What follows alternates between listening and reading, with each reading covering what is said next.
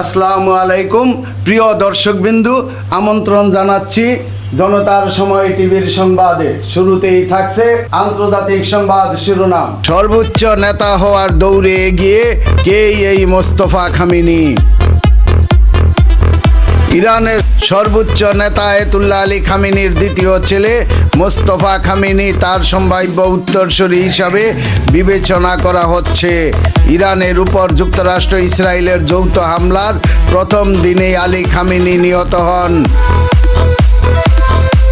যুক্তরাষ্ট্র ইসরায়েলের আগ্রাসনে Ali Khamenei নিহত হওয়ার পর কে ইরানের সর্বোচ্চ নেতা হচ্ছেন তা নিয়ে আলোচনা শুরু করা যায়। যদিও ইরান কর্তৃপক্ষের কাছ থেকে এখন পর্যন্ত কোনো আনুষ্ঠানিক ঘোষণা আসেনি। যুক্তরাষ্ট্র ইসরায়েলের আগ্রাসনে আলী খামেনি নিহত হওয়ার পর কে ইরানের সর্বোচ্চ নেতা হচ্ছেন তা নিয়ে আলোচনা শুরু হয়ে যায়। যদিও ইরান কর্তৃপক্ষের কাছ থেকে এখন পর্যন্ত কোনো আনুষ্ঠানিক ঘোষণা আসেনি, তবে ইসরায়েলি ও পশ্চিমা গণমাধ্যমে বলা হচ্ছে মোস্তফা খামেনি ইরানের সর্বোচ্চ নেতা হওয়ার দৌড়ে এগিয়ে রয়েছেন।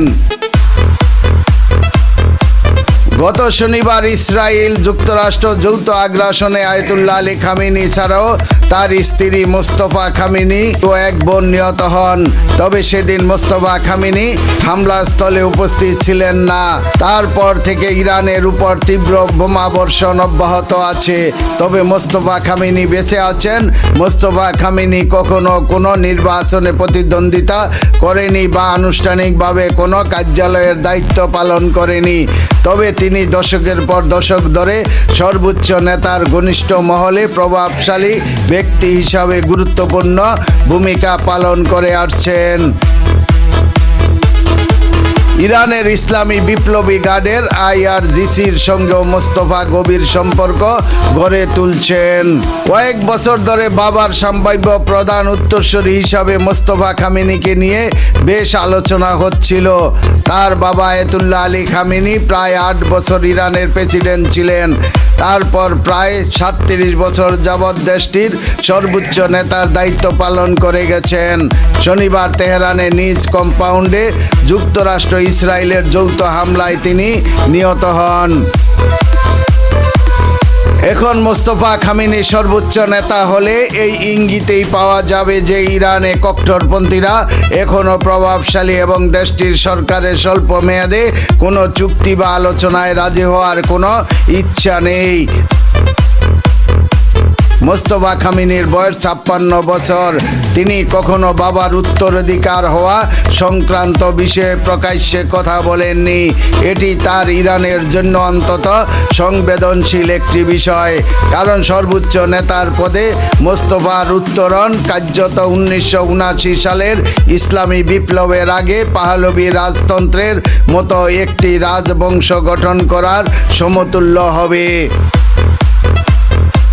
যদিও মোস্তফা খামেনি নিজেকে সবসময় আড়ালেই রেখেছেন, তিনি কোনো জনসভায় বক্তৃতা, জুমার নামাজের খুতবা বা রাজনৈতিক ভাষণ দেননি। এমনকি অনেক ইরানি তার কণ্ঠ পর্যন্ত শোনেননি। যদিও তারা বছরের পর বছর ধরে জানেন মোস্তফা ধর্মভিত্তিক রাষ্ট্র ব্যবস্থার মধ্যে উঠে আসা একজন উজ্জ্বল ব্যক্তিত্ব। প্রায় 2 দশক ধরে দেশে ও দেশের বাইরে অবস্থান করা ইরানের সরকার বিরোধীরা দেশটিতে বিক্ষোভকারীদের উপর সহিংস দমন পীড়নের সঙ্গে মোস্তফা খামেনির নাম জড়িয়েছেন। ইসলামী প্রজাতন্ত্রের ভেতর সংস্কারপন্থী শিবির থেকে প্রথমে মোস্তফার বিরুদ্ধে 2009 সালে গ্রিন মুভমেন্টের সময় শান্তিপূর্ণ প্রতিবাদ দমন করতে নির্বাচনে হস্তক্ষেপ এবং IRGCর আধা সামরিক বাহিনী বাসিজকে ব্যবহারের অভিযোগ ওঠে। ওই সময় বিতর্কিত নির্বাচনের মাধ্যমে মাহমুদ আহমেদিনেজাদ আবার ইরানের প্রেসিডেন্ট নির্বাচিত হন বলে অভিযোগ উঠেছিল। এর পরিপ্রেক্ষিতে গ্রিন মুভমেন্ট আন্দোলন শুরু হয়েছিল। বাসিজ বাহিনী এরপর থেকে দেশের বিভিন্ন পর্যায়ে বিক্ষোভ দমন কার্যক্রমের কেন্দ্রবিন্দুতে থেকেছে। সবচেয়ে উল্লেখযোগ্য বিক্ষোভটি হয়েছে 2 মাস আগে। জাতিসংঘ ও পশ্চিমা বিশ্বভিত্তিক আন্তর্জাতিক মানবাধিকার সংস্থাগুলো দাবি করেছে ওই বিক্ষোভ চলাকালে ইরানের সরকার বাহিনী হাজার হাজার মানুষকে হত্যা করেছে, বিশেষ করে গত 8 ও 9 জানুয়ারি রাতে। তরুণ বয়সে মোস্তফা খামেনি আইআরজিসির সঙ্গে ঘনিষ্ঠ সম্পর্ক তৈরি করা শুরু করেছিলেন। 1980-র দশকে ইরান ইরাক যুদ্ধের সময় তিনি বাহিনীটির হাবিব ব্যাটালিয়নে কাজ করেছিলেন এবং একাধিক অভিযানে অংশ নিয়েছিলেন।